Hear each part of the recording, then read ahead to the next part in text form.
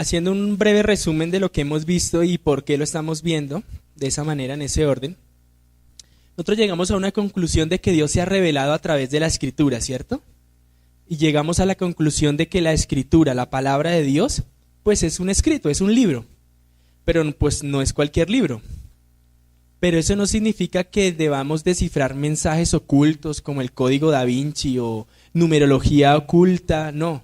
La Biblia es un libro y como tal, pues se entiende bajo las reglas del lenguaje, porque Dios decidió revelarse a través de esa forma. Entonces es completamente lógico y coherente que yo quiera entender la Biblia como un libro. Dijimos que el método gramatical histórico es el método que nos va a ayudar a entender la Biblia como lo que es. Un libro que fue escrito respetando la gramática, como un libro que fue escrito en un momento histórico del mundo, y por lo tanto debemos ir al texto bíblico a preguntarnos qué significa este versículo para ellos, aquellos que escucharon por primera vez el versículo bíblico. Luego de haber entendido eso, llegamos a la conclusión de que debemos seguir unos pasos para poder entender la Biblia gramaticalmente e históricamente, y esa es la clave veo del cuadro que usted tiene ahí en sus manos, que son unos pasos muy sencillos para poder entender la Biblia de esta manera. Entonces allí en la primera parte usted tiene una V que habla de el primer paso que debemos dar para entender la Biblia. Esa V significa ver. Hicimos una ilustración de un detective, porque es lo que más o menos nosotros hacemos cuando vamos al texto bíblico. Vamos a buscar los detalles del texto, vamos a buscar qué palabras se repiten, vamos a buscar dónde está un verbo, quién está haciendo la acción. Bueno, vamos a ir detallando cada cosa de ese versículo. Allí no nos vamos a preguntar qué significa todavía el versículo, simplemente vamos a ver los detalles. La intención de este paso es que usted concentre su mente en el texto bíblico, nada más y nada menos. Que usted diga, venga, aquí se repite la palabra amor, entonces este versículo puede estar hablando del amor. Aquí este texto dice esto, dice aquello, entonces eso le va a ayudar a que su mente se vaya centrando en el texto bíblico, para que posteriormente usted pueda entender qué significa ese texto. Más adelante en el texto dice que cómo yo hago ese trabajo, todos allí en el cuadro, ¿cómo hago yo ese trabajo? Dice que yo debo identificar verbos repetidos, sustantivos o nombres repetidos, pronombres, contrastes, comparaciones, lenguaje figurado, etcétera, etcétera, etcétera. ¿Sí? Esa es como una guía breve de lo que debemos ir a buscar en el texto, para que después lo podamos entender.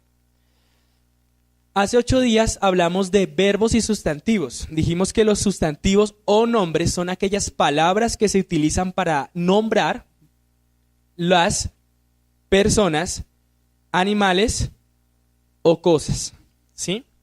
Entonces, por ejemplo, Jesús es un sustantivo porque es el nombre que le doy a una persona. Perro es un sustantivo porque es el nombre que le doy a un animal. Justicia es un sustantivo porque es el nombre que le doy a algo, ¿cierto? A una cosa, a algo. En ese sentido, pues, a un atributo de Dios, podríamos decir. ¿Listo? Surgieron algunas preguntas en cuanto a la gramática, pero la intención de este primer acercamiento no es dar un curso completo de gramática, sino simplemente que empecemos a detectar en el texto cosas, que empecemos a ver cosas en el texto. Cuando estemos en la segunda fase, donde está el cuadro, entender, allí sí vamos a ver, bueno, este verbo se relaciona con ese sustantivo y este pronombre hace esto o lo otro, ¿sí? Pero por lo pronto, lo que me interesa es que usted sepa qué es un sustantivo o un nombre y qué es un verbo, ¿sí? Entonces, solo me interesa que usted sepa que un verbo es una acción y que un sustantivo es una palabra que se le da a una persona, animal o cosa para definir lo que es. No quería entrar en este curso a hablar de categorías, por ejemplo, dividir el sustantivo en tantas partes, pero en la clase hoy sí me va a tocar hacerlo. Vamos a ver el pronombre, porque el pronombre tiene muchísimas digamos, categorías o clasificaciones. Sin embargo, vamos a ver la forma de que eso lo podamos entender de una manera muy sencilla. Entonces, hoy vamos a ver los pronombres, que también son palabras que debemos buscar allí en la Biblia, en el versículo bíblico que vamos a analizar. Hace 8 días yo les dije que los sustantivos o nombres se hacía un círculo alrededor de ellos. ¿De qué color? Azul. Y los verbos se hacía un círculo rojo. Los pronombres vamos a resaltar esa palabra con azul. O sea, no un círculo azul, sino vamos a resaltarlo. ¿Por qué? La razón de eso es porque el pronombre es una palabra que reemplaza al sustantivo o que funciona como un reemplazo de un nombre. Por eso se llama pronombre, ¿sí? ¿Y por qué lo vamos a tachar de azul? Para que usted sepa que esa palabra se relaciona con un sustantivo, con un nombre. Y vamos a ver cómo sucede eso en un texto bíblico. Entonces tenga muy claro eso para que cuando estemos analizando el texto se ubique rápidamente los sustantivos, los pronombres y los verbos y las demás palabras que vayamos viendo. Entonces, un pronombre es una palabra que se utiliza para reemplazar un sustantivo. Ejemplo, Cristo Jesús es el Salvador del mundo. Él vino a la tierra a salvarnos. En esa frase, Cristo Jesús vino a salvar al mundo. Cristo es un sustantivo, ¿cierto? La segunda frase dice, Él vino a salvar al mundo. Esa palabra Él es un pronombre que yo lo utilizo para no repetir constantemente la palabra Cristo, sino que ya sabemos que Él se refiere a ¿quién? A Jesús, ¿cierto? Entonces, si yo no usara el pronombre sería algo así. Cristo es el Salvador del mundo, Cristo vino a morir por nosotros y después digo, Cristo hizo esto y Cristo hizo aquello. Entonces repito mucho la palabra Cristo. Entonces, cuando nosotros nos comunicamos, pues no nos comunicamos así, ¿cierto? Yo no digo Cristo esto, no, yo digo Cristo vino a este mundo, Él vino a salvarnos, etcétera, etcétera. Él está conmigo, usamos los pronombres para que la comunicación no se note monótona, no parezca que estoy como repitiendo palabras sin sentido, sino que utilizo esas palabras para que el lenguaje sea más entendible. Entonces, hay diferentes clasificaciones de los pronombres. Yo voy a nombrarlas, pero hoy solo vamos a ver 3 tipos. Hay pronombres personales, todos los conocemos, ¿cierto? Pronombres personales son los más sencillos. ¿Cuáles son? No, es que ustedes son expertos en esto. Estos son los pronombres personales. Yo, tú, él, nosotros, vosotros, dependiendo si Reina Valera usa el vosotros, pero ese es un ustedes. Pero mire esto, también hay otros pronombres personales que son como el me, mi, te, contigo.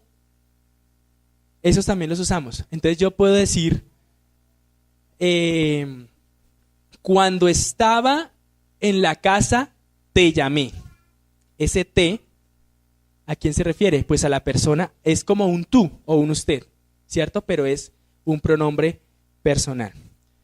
Entonces, los pronombres personales sirven para referirse a las personas. Por eso se llaman pronombres personales. Reemplazan a un nombre o a una persona en una oración o en un versículo.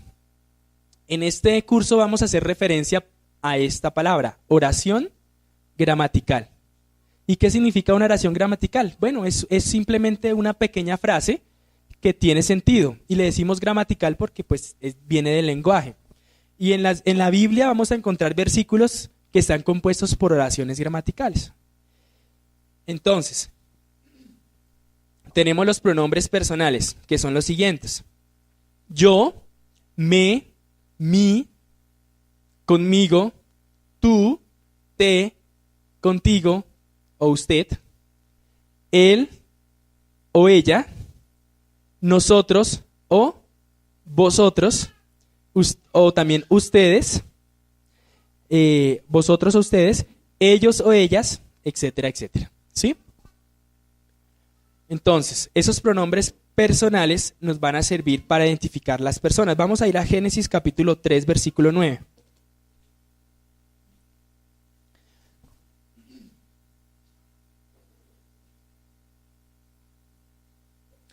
Génesis capítulo 3, versículo 9. Estamos en la historia donde el hombre ha caído en pecado y Dios entra a hablarle al hombre después de que él ha caído. Bueno, ahí toda está la narración de la caída del hombre. Génesis 3:9 dice así: Mas Jehová Dios llamó ¿a quién?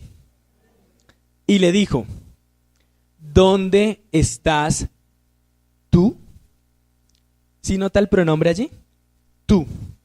Ese tú, ¿a quién hace referencia? Al hombre. ¿Sí ven que es muy sencillo? Es simplemente tener en cuenta que esta palabra reemplaza ¿a qué? A una persona. Entonces, cuando yo estoy interpretando el versículo, ya yo sé que ese tú hace referencia a una palabra que está antes, que es ¿cuál? Hombre. ¿Sí? ¿Dónde estás tú? ¿Dónde estás tú? Yo podría cambiar esa palabra por ¿dónde está Adán? O ¿dónde está el hombre? Pero pues sería una forma muy monótona de hablar. Entonces por eso se usa el tú. Porque ya anteriormente se nombró a la persona a la cual se está dirigiendo Dios. Pero Jehová Dios, o más Jehová Dios, llamó al hombre y le dijo: ¿dónde estás tú? Ese es un pronombre personal. Vamos a ver otro ejemplo. Segunda de Corintios, capítulo 6.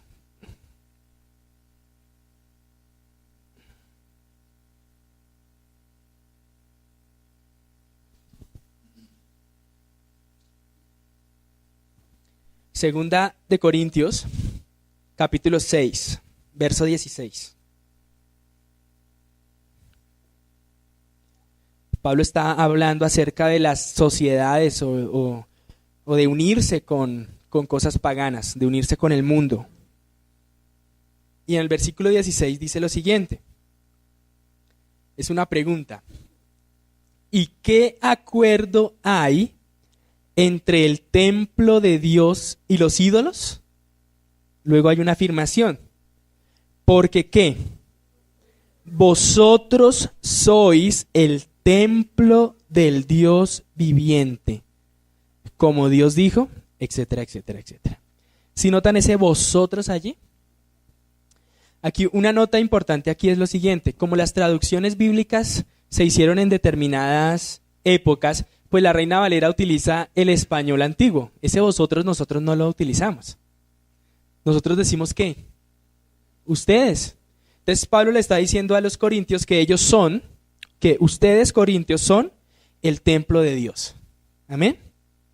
Entonces ese es un pronombre personal que se utiliza para, en este caso, los corintios. Vamos a ver otro ejemplo en Colosenses capítulo 15. Colosenses capítulo 1, verso 15. Y aquí usted se va a dar cuenta de algo muy bonito. Esta es la porción bíblica más importante de Colosenses. Colosenses capítulo 1, verso 15 al 20.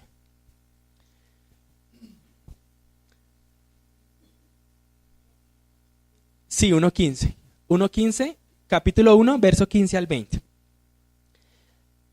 Quiero que usted se dé cuenta cuántas veces se utiliza allí en esta porción el pronombre personal él. Empieza el versículo 15 con él. ¿Quién es él? ¿Por qué? ¿Por qué Cristo? ¿Por qué qué? Sí, amén. Esa es una respuesta teológica. Cristo es la imagen de Dios. Pero la respuesta gramatical es ¿cuál? Antes tuvo que haberse hablado del nombre de Cristo. Vamos al versículo 13 y 14. 13 y 14 dice: el cual nos ha librado de la potestad de las tinieblas y trasladado al reino de su amado Hijo. ¿Quién es el Hijo allí? Cristo, que es el Hijo de ¿quién? De Dios. Sigue diciendo el 14 algo acerca de Cristo. ¿En quién? Ese quién también es un pronombre, pero lo vamos a ver más adelante. O sea, el Hijo, en quien tenemos redención por su sangre, el perdón de pecados. Y ahora vamos al 15 y dice: Él es la imagen del Dios invisible. Entonces ahora les pregunto otra vez: ¿quién es la imagen del Dios invisible? El Hijo. ¿Sí me hago entender por qué el Hijo? O sea, Cristo está bien, es correcto, Cristo está bien. Pero desde el punto de vista del versículo bíblico, ¿quién es? Porque atrás dice ¿quién? El Hijo. Entonces por eso les decía que la respuesta que me dieron es una respuesta teológica que es correcta. Pero como estamos analizando el versículo, ¿la respuesta cuál es? El Hijo. Porque dice que el Padre nos libró de la potestad de las tinieblas y nos trasladó al reino de su amado Hijo. Y después dice, en quién, o sea, el Hijo, tenemos redención por su sangre, el perdón de pecados. Él, el Hijo, es la imagen del Dios invisible. Amén. Seguimos allá en el versículo 15. Él es la imagen del Dios invisible, el primogénito. Mire que el primogénito no lleva tilde, porque no es un pronombre. Ese él del versículo 15, el primogénito. Ese no es un pronombre. Ese es un artículo, pero eso también lo vamos a ver más adelante. Él es la imagen del Dios invisible, el primogénito de toda creación, porque en Él, ¿quién es ese Él? El Hijo, muy bien. Fueron creadas todas las cosas, las que hay en los cielos y las que hay en la tierra, visibles e invisibles, sean tronos, sean dominios, sean principados, sean potestades. Todo fue creado por medio de Él y para Él. Tremendo, ¿no? Pablo usa el pronombre personal Él para que no haya la más mínima duda de que se está refiriendo a quién, al Hijo. ¿Se dan cuenta cómo la gramática, cómo estudiar el texto bíblico nos libra de caer en falsas doctrinas? ¿Sí se dan cuenta de esto? Bueno, y de una vez respondamos algo acá. Los testigos de Jehová dicen que este versículo dice que Cristo es la primera creación en el universo. O sea, que fue el primer ser creado. Pero es porque no han leído el versículo 16, o no han querido más bien. Versículo 16 dice, porque en Él fueron creadas todas las cosas. Y después dice, y Él es antes de todas las cosas.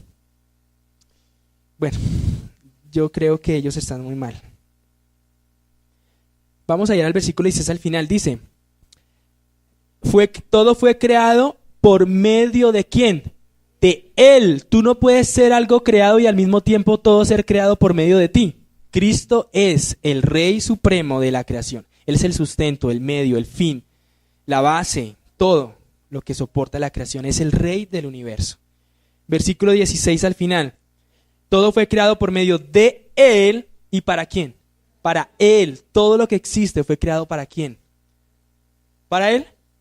Hijo. ¿Para quién? Para el Hijo. Acuérdense que venimos hablando del Hijo. Versículo 17. Y Él es antes de todas las cosas. Y después dice, y todas las cosas en Él subsisten. Quiero que todos estén viendo la Biblia. Allí. ¿Sí ha visto cuántas veces repite ese pronombre Él? Versículo 18. Además de haber creado todo, además de ser el sustento, el fundamento, el medio, además de todo eso, es más, ¿Cristo qué es? Y Él es la cabeza del cuerpo, ¿qué es? Entonces mire lo que dice el versículo 18 después, ahí, después de la coma. Él que es el principio. Él que es el principio. Cristo es el principio. El Hijo es el principio. El primogénito de el primogénito de entre los muertos, para que en todo tenga la preeminencia. Me encanta ese texto, es tremendo. Versículo 19. Por cuanto agradó al Padre que en Él habitase toda plenitud. No existe tal cosa como un Dios que se manifiesta en tres personas. Aquí claramente habla del Padre que hizo ¿qué? Que en Cristo se manifestara toda la plenitud. Son dos personas diferentes. Aquí está hablando de Cristo, hemos demostrado. ¿Y qué dice el versículo 19? Por cuanto agradó ¿a quién? Al Padre. ¿El Padre qué es? Un sustantivo, ¿cierto? Que denota ¿a quién? Una persona. Amén. Y agradó a esa persona, el Padre, que en Él, ¿quién es el Él? El Hijo, que es también ¿qué? Una persona, ¿cierto? Habitase toda plenitud. 20. Y por medio de Él, reconciliar consigo todas las cosas, así las que están en la tierra como las que están en los cielos. Quiero que nos detengamos un momentico en el versículo 20. En el versículo 19 habló del Padre y del Hijo, ¿cierto? Al Padre le agradó que en Cristo habitase toda plenitud. Dios se agradó de eso. Por eso debemos dar absoluta gloria ¿a quién? A la segunda persona de la Trinidad. Dios se agrada de que hagamos eso, de que adoremos a Cristo. Por eso nuestros cantos son ¿a quién? A Cristo. Eso no significa que no podamos orar y adorar al Padre, ni al Espíritu. No, no significa eso. Pero Dios se agrada de haber ¿qué? Hecho a Cristo supremo. Por eso usa la palabra para que Él sea preeminente en toda la creación. Él sea el rey y el gobernante de toda la creación. Pero quiero que note algo. Versículo 19. Por cuanto agradó al Padre que en Él habitase toda plenitud. ¿A quién le agradó en ese versículo hacer algo? Al Padre. Y mire lo que dice el 20. Y por medio de Él, ¿a quién se refiere? Al Hijo. Reconciliar consigo. ¿Consigo a quién se refiere? ¿A quién? Al Padre. Porque el de quien está hablando arriba es del Padre. El Padre le agradó hacer algo, que en Cristo habitase toda plenitud y por medio de Él, o sea de Cristo, reconciliar todas las cosas consigo, con Él mismo. Hay un versículo en otra parte que dice, para que Dios sea todo en todos. No vamos a entrar en asuntos teológicos, pero yo quiero que usted vea cómo la gramática nos ayuda a entender la teología. Y por medio de Él reconciliar consigo todas las cosas. Este texto es tremendo. Habla de dos personas diferentes. O sea, el Padre a través de Cristo reconcilió consigo mismo, con el Padre, todas las cosas. ¿Cuáles cosas? Las que están en la tierra y las que están en los cielos, haciendo la paz mediante la sangre de su cruz. ¿Ese su qué es? Un pronombre que se refiere a la cruz de ¿quién? Del Hijo, de Cristo. Amén. Hasta ahí. ¿Qué tal el ejercicio? Tremendo, ¿cierto? Un pronombre nos puede ayudar muchísimo a centrar nuestra mente en un versículo bíblico para poderlo entender. Entonces, cuando uno está analizando un versículo bíblico y encuentra un pronombre personal, ¿debe qué hacer? Relacionar ese pronombre con otro nombre que se haya dicho antes, para saber de quién está hablando. Seguimos. Resulta que no solamente hay pronombres personales, sino que hay pronombres también posesivos. Pues esa palabra es fácil, ¿cierto? ¿Quién es alguien posesivo? Que quiere, para él, ¿cierto? Controlar. Los pronombres posesivos, como su palabra lo dice, denotan o demuestran posesión. Y yo creo que a su mente ya vinieron algunas palabras. Mío, tuyo, nuestro, ¿cierto? Porque eso denota ¿qué? Propiedad, es mío. Los pronombres también son posesivos, se utilizan de esa forma. Si yo digo, ese carro es mío, ¿qué estoy diciendo? Ese mío, que es un pronombre, hace que esa frase signifique que el carro es de mi propiedad. Si yo digo, ese sombrero es tuyo, también denota propiedad, ¿cierto? Pero la propiedad ya no es del que está hablando, sino de otra persona. Y si yo digo ese pantalón es vuestro, ese es un pronombre que denota que es de todos ustedes.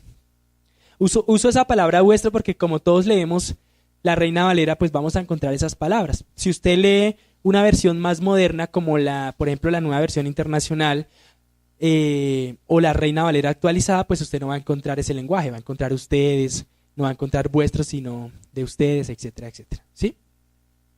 Entonces, los pronombres posesivos son los que se utilizan para hablar de la propiedad que una persona tiene sobre algo.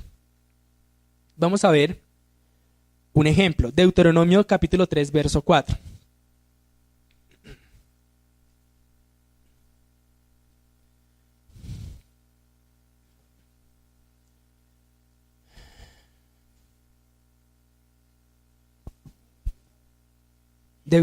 Deuteronomio 3, 4.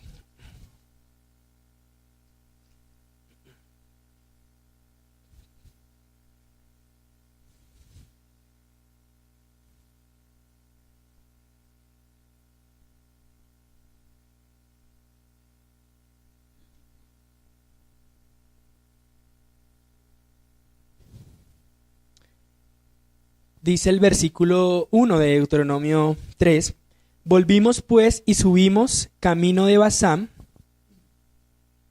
y nos salió al encuentro Og, rey de Basán, para pelear, él y todo su pueblo. ¿Sí se da cuenta que ese él se refiere al rey de Basán? Y todo ese su también es un pronombre, y se refiere ¿a qué? ¿Al pueblo de quién? Del rey de Basán, o sea, la propiedad, el pueblo que es propiedad del rey, ese sería un pronombre posesivo. Y Jehová me dijo, no tengas temor de él, otra vez pronombre personal, porque en tu mano he entregado a él y a todo su pueblo, con su tierra, y harás con él como hiciste con Sehón, rey amorreo, que habitaba en Hesbón. Y Jehová Dios entregó también en nuestra, ¿ese nuestra qué sería? Posesivo, un pronombre posesivo, porque refiere que ellos, ahora es de ellos lo que está diciendo acá. ¿Qué está diciendo allí en el versículo 3? Y Jehová nuestro Dios entregó también en nuestra mano, ¿a quién? A Og, rey de Basán. O sea que ahora el rey de Basán les pertenecía a Israel porque Dios se los había entregado. Otra forma de decir, ustedes lo vencerán en la batalla. ¿Sí? Seguimos leyendo. Y a todo su pueblo. O sea, no solo les entregó al rey de Basán, sino que les entregó a todo su pueblo. ¿Ese su qué es? ¿Pronombre qué? Posesivo, porque denota que alguien, ese pueblo es de quién, de alguien, al cual derrotamos hasta acabar con todos. Versículo 4. Entonces tomamos sus ciudades. ¿Las ciudades de quién? Del rey de quién, de Basán. No quedó ciudad que no les tomásemos, 70 ciudades, toda la tierra de Argob, del rey de Og, de Basán. Si se dan cuenta, hermanos, cómo los pronombres nos ayudan a seguir la línea de la narración. O sea, nos dimos cuenta cuando hablaba del rey de Basán, después cuando hablaba del otro rey, y después volvió a decir que nos había entregado, o a Israel le había entregado, al rey, a sus tierras y a su pueblo. ¿Sí? Entonces, tenemos pronombres personales que se refieren a nosotros como tal, o a reemplazar a una persona, como hicimos el ejemplo de Colosenses en él, o sea, el hijo, pero también tenemos pronombres que nos ayudan a identificar la propiedad que una persona tiene de algo. O sea, él es dueño de algo. ¿Sí? ¿Claro hasta allí? Listo. Vamos a ver el tercer y último. También hay pronombres demostrativos. ¿Cuáles son esos pronombres? Demostrativos. Son los que designan personas o se refieren a ellos de manera particular sobre un asunto concreto. Alguien está haciendo algo y yo digo, este está haciendo tal cosa. Yo me refiero a esa persona de que está haciendo algo. Vamos a ver unos ejemplos. Las palabras que son pronombres demostrativos son las siguientes. Este con tilde en la E, primera E, esta, esto, estos, este, esta, esto, estos, estas, eso, esa, esos, esas, o sea, los singulares y los plurales, aquellos y aquellas. ¿Sí? Aquí les voy a hacer una aclaración porque esa duda va a surgir en el futuro cuando veamos adverbios. A veces los adverbios pueden ser aquellos. O sea, esa palabra aquello puede ser un pronombre o un adverbio. ¿Cómo sé yo cuándo es un adverbio y cuándo es un pronombre? Es un adverbio, perdón, es un adjetivo, no un adverbio, es un adjetivo cuando está al lado de la persona, del sustantivo. Y es un pronombre cuando está al lado del verbo. Solo se los adelanto, pero eso lo vamos a ver cuando estemos en entender el texto bíblico, cómo funciona eso. Por lo pronto, sabemos que aquello y aquella son pronombres. Vamos a ir a Efesios capítulo 2, versículo 8. Efesios 2, capítulo 8. Un versículo muy disputado. Pero vamos a ver que la gramática nos ayuda a entender que realmente la Biblia es muy clara. Efesios capítulo 2.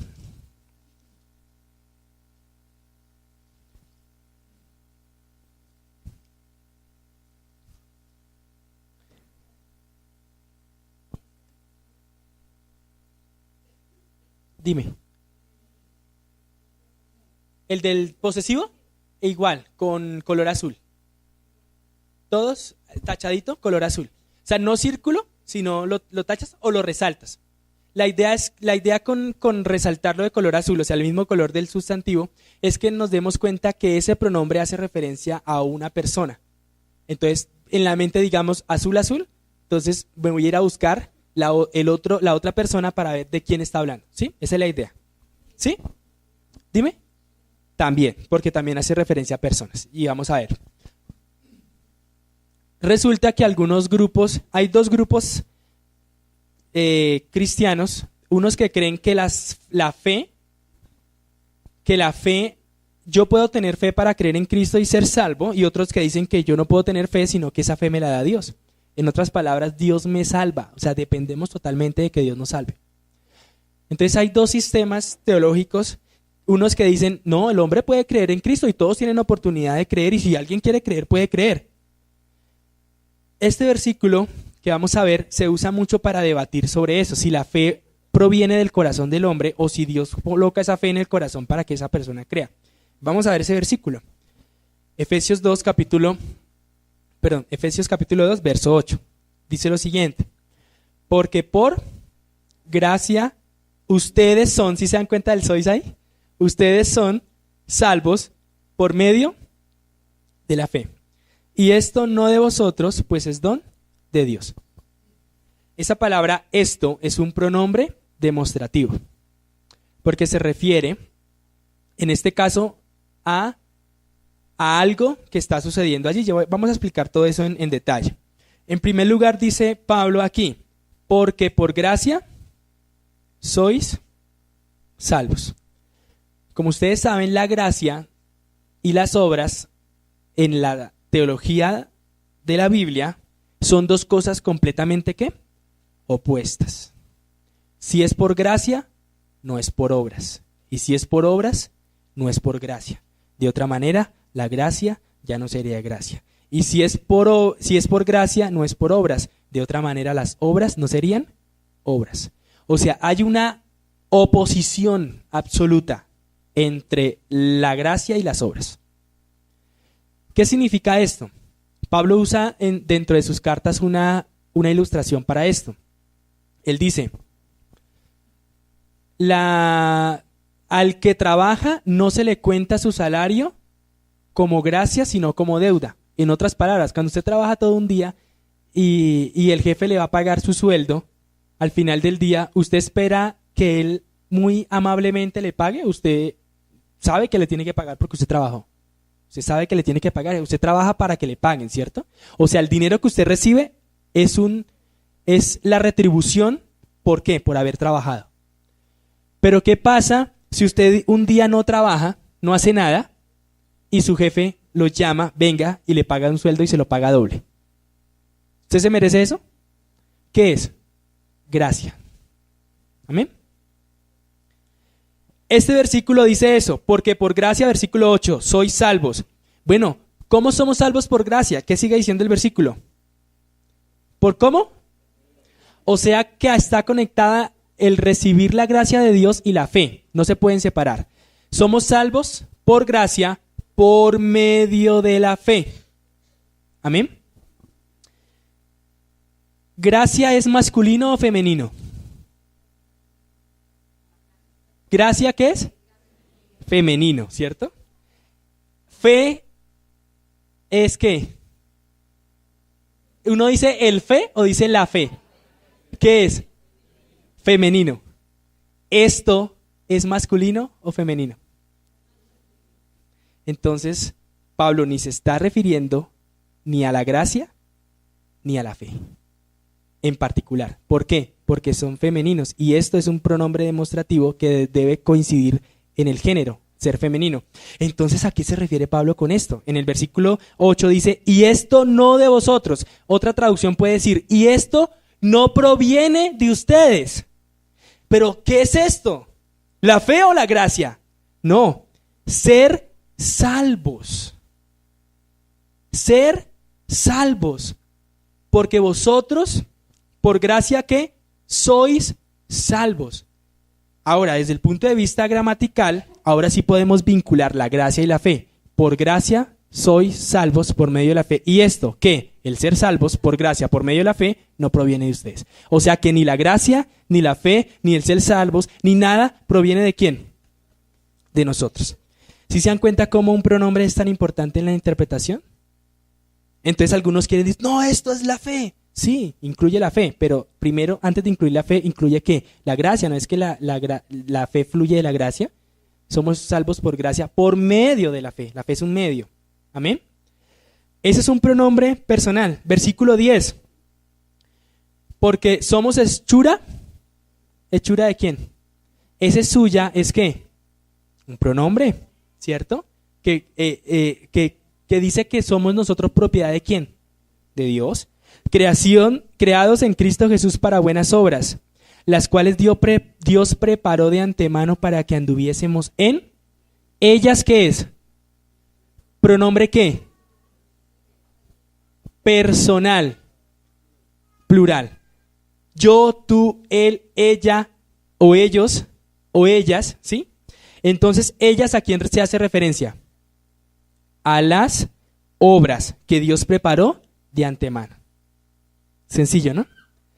Creo que nos queda algo en mente. Siempre que encontremos un pronombre, esa palabra hace referencia a una persona, a alguien que está, a alguien o algo que está atrás, que se nombró antes. Y esa es la razón de tacharlo con azul. Vamos a hacer rápidamente un ejercicio. Le voy a pedir el favor a Andrés y a Osquitar que entreguemos rápidamente estas guías para hacer un ejercicio. Sí, yo creo que alcanzas.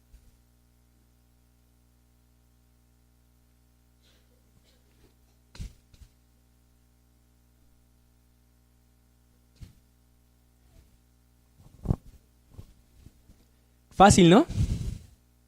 ¿O difícil? ¿Difícil? ¿Más o menos? No, fácil. Cuando terminemos esta primera fase de ver el texto y entremos a entender, ustedes van a ser unos gramáticos, unos lingüistas, pero unos literatos tremendos. Este tema de la gramática es profundo, profundo, profundo. Y es muy rico, muy chévere estudiar esto. Sí, ya lo podemos hacer. Si ya tiene su hoja, ya lo puede empezar a hacer. ¿Qué hay que hacer en el Filipenses capítulo 1, verso 20, del 1 al 20, del 27 al 30? Buscar los pronombres, tacharlos con azul, todos los pronombres. Eso, resaltarlos. Ojalá que haya alcanzado para todos. Filipenses capítulo 1, verso 27. Resalte todos los pronombres que usted encuentre allí.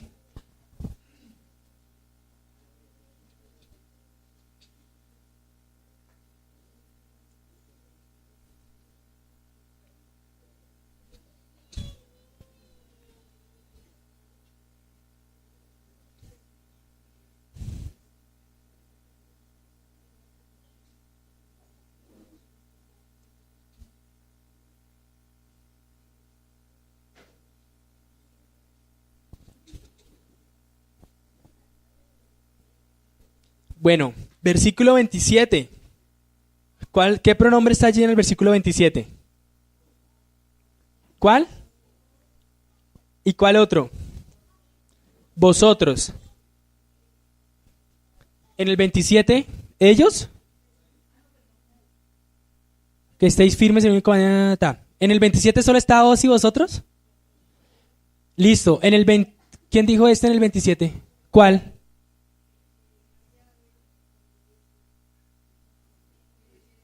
¿Dónde estás? Ah, no. Que esté ausente. esa, que Pablo esté ausente, o sea, ese sería un verbo, ¿sí? Acuérdate que la tilde la lleva en la primera E, ¿sí? Para un pronombre demostrativo. Bueno, 28. ¿Cuál? Ellos.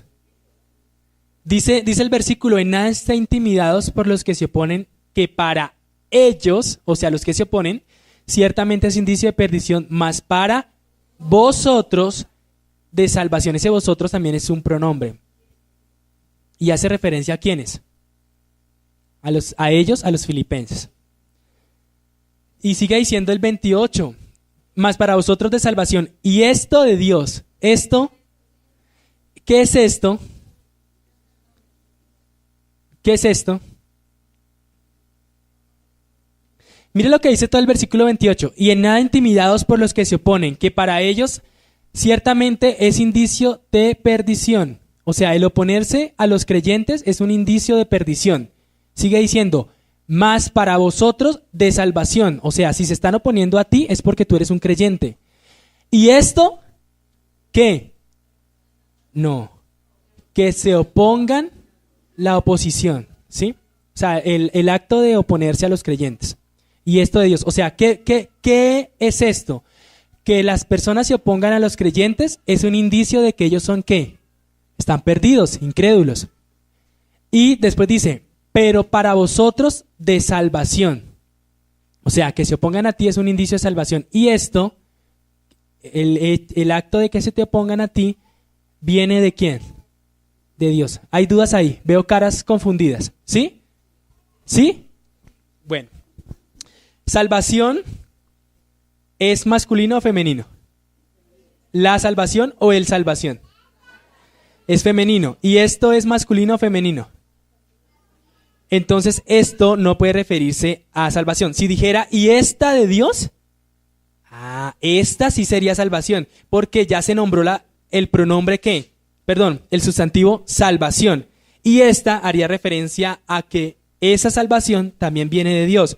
Pero como es esto, no puede ser salvación. ¿Sí me siguen ahí, hermanos? Entonces, como no hay una palabra específica, aquí Pablo no se está refiriendo a una palabra, sino a una situación particular que está sucediendo con ellos. Volvamos al versículo 28 para que les quede claro. Pablo dice en el versículo 28 que los filipenses no deben estar intimidados por las personas que se les oponen. ¿Por qué no se intimiden? ¿Por qué no se deben intimidar los filipenses? Porque a algunas personas se les oponen. Porque esto indica que las personas que se oponen a los filipenses están ¿qué? En perdición. Pero ese más se puede traducir también como un pero ahí en el versículo 28. Pero para ustedes ¿qué? El que se les opongan es un indicio de ¿qué? De salvación. O sea que el tema de Pablo allí ¿qué es? ¿Oposición a quiénes? A los creyentes. ¿Sí o no? Oposición a los creyentes. Y esto de Dios, esto proviene de Dios. ¿Esto qué es? Pues el sufrir oposición o sufrir rechazo de las personas que no son creyentes. ¿Queda claro, hermanos? ¿O difícil? ¿Fácil? Veo caras todavía. ¿Difícil? El punto ahí es que los pronombres demostrativos hacen que yo me devuelva para ver de qué tema o de qué personas se está hablando en un versículo bíblico. ¿Sí? Ahora, en este caso, ya explicamos que esto se refiere a lo que está sucediendo. ¿Qué es lo que está sucediendo con los filipenses? Se le están oponiendo. A los filipenses se le están oponiendo. Entonces, esta oposición que ocurre con los filipenses es un signo de que esto proviene de Dios.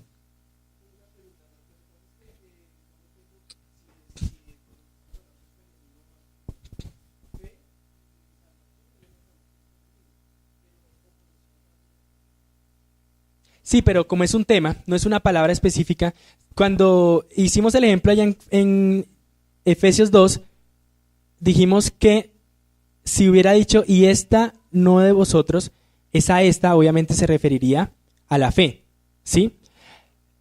O a la gracia, ¿sí? Dependiendo del análisis que se haga. Pero como no es esta ni este, sino esto no hace referencia a una persona, sino a un concepto. Un concepto, un tema. En Efesios, el concepto era ¿cuál? Ser salvos por medio de la fe. Entonces, se refiere a todo eso. Y en este caso pasa lo mismo. No se refiere ni a la salvación, ni a la perdición, sino que se refiere a todo el acto ¿de qué? De que se le opongan a los creyentes. Ese es como el punto.